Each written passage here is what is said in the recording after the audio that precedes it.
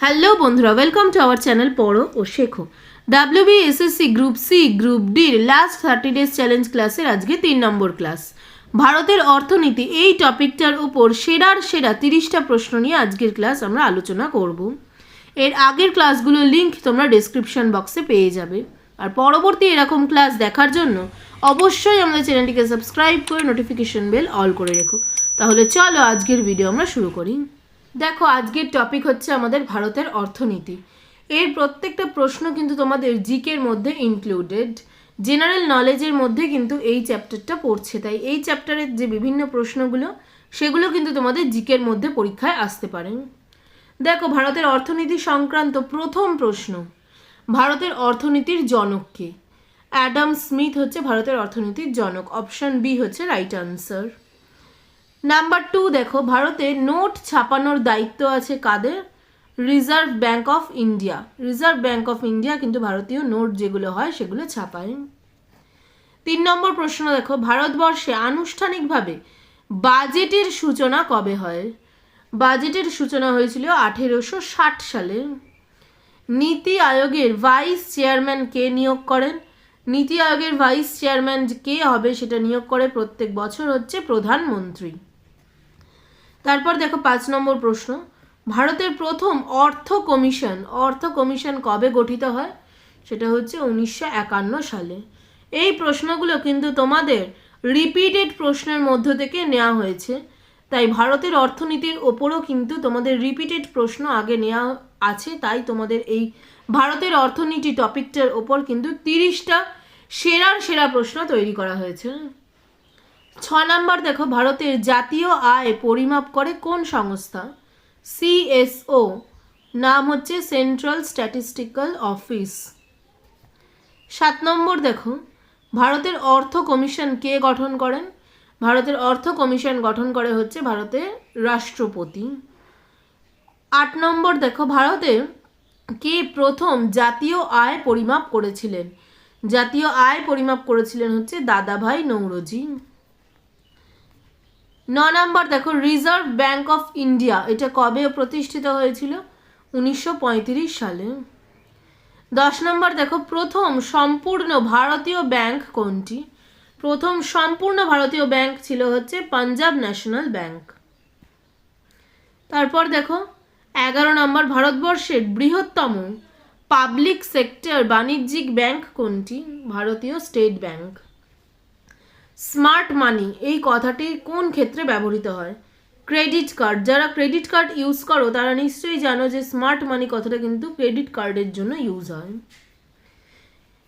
13 নম্বর প্রশ্ন দেখো, ভারতের 100 টাকার নোটে কার স্বাক্ষর থাকে? RBI গভর্নরের। এই প্রশ্নগুলো কিন্তু খুব কমন প্রশ্ন। এই প্রশ্নগুলো তোমাদের যে কোনো গভর্নমেন্ট পরীক্ষাতেই আসতে পারে। তাই শুধুমাত্র যে এই পরীক্ষার জন্য এটা ইম্পর্টেন্ট তা কিন্তু নয়, আপকামিং সমস্ত গভর্নমেন্ট এক্সামের জন্য কিন্তু এই ভারতের অর্থনীতির প্রত্যেকটা প্রশ্ন ইম্পর্টেন্ট। 14 নম্বর দেখো, ভারতীয় স্টক মার্কেটের প্রধান নিয়ন্ত্রক কর্তৃপক্ষ কে? SEBI, সেবি। সেবির ফুল ফর্ম হচ্ছে security and exchange board of India.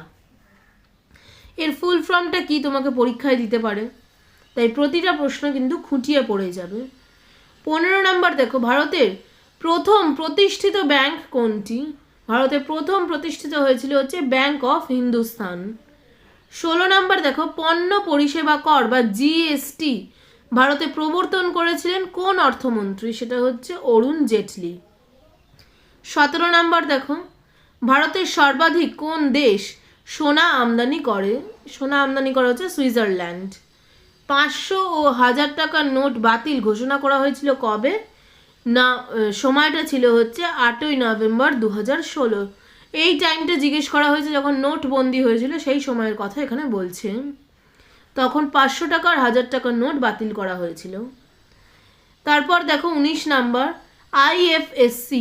IFSC কোডের পুরো নাম কি? IFSC কোড আগে তোমাকে জানতে হবে কোনটা। তোমরা দেখবে যারা চেক বই ইউজ করো, চেকবুকের প্রত্যেকটা পাতার উপরের দিকে কিন্তু প্রতিটা ব্যাংকের, যে ব্যাংক তোমরা ইউজ করছো তার IFSC কোডটা থাকে। এই IFSC কোডের পুরো নাম কি? ইন্ডিয়ান আইএফএসসি কোডের পুরো নাম হচ্ছে ইন্ডিয়ান ফিনান্সিয়াল সিস্টেম কোড। এটা কিন্তু প্রত্যেকটা ব্যাংকের জন্য থাকে, আর প্রত্যেকটা ব্যাংকের জন্য আলাদা আলাদা হয়।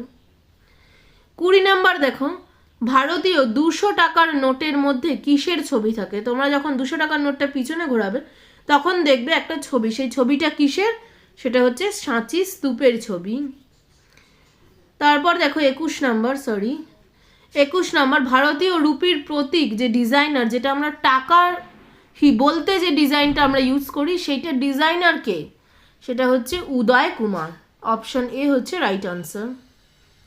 22 নাম্বার দেখো, 1955 সালে কোন ব্যাংকের নাম স্টেট ব্যাংক অফ ইন্ডিয়া রাখা হয়? Imperial bank of India. তাহলে স্টেট ব্যাংকের আগের নাম কি ছিল? Imperial bank of India. এটাও কিন্তু তোমাকে ঘুরিয়ে প্রশ্ন করতে পারে। তারপর দেখো 23 নাম্বার, বিশ্বের প্রথম ক্যাশলেস কান্ট্রি কোনটি? ক্যাশলেস কান্ট্রি হচ্ছে সুইডেন। অপশন বি হচ্ছে রাইট আনসার। আর একটা দেখো, এনইএফটি, আরটিজিএস, এগুলো কিসের মাধ্যম?